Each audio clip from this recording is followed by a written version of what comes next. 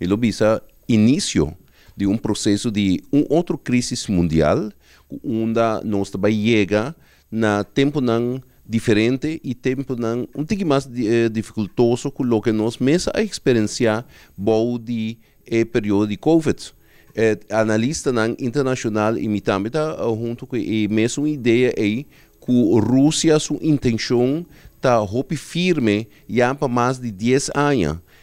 Para dar uma explicação cortica, está sendo que Kiev, o que está sendo chamado Ucrânia agora aqui, vamos compreender da história que a Rússia está afsplitsing de vikingo de passado de alguns países na nórdico, na Escandinávia, Noruega.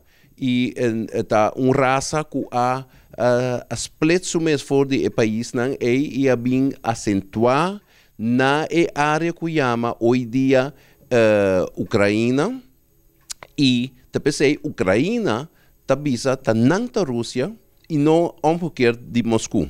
Isso é parte mais histórico e vou poder dar claro clarificação.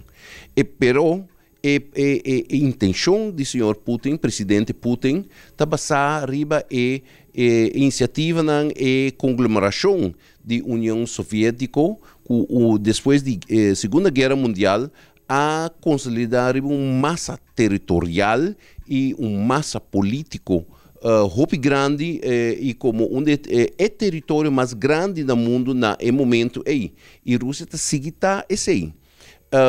Ucrânia estava parte da União Soviética e Ucrânia tinha parte que produzir farinha para produzir pão e outro tipo de produto de combustível e de dois estava em Puerto das Hafnan e de caso que a área aí de Rússia não tem salida na Alemanha.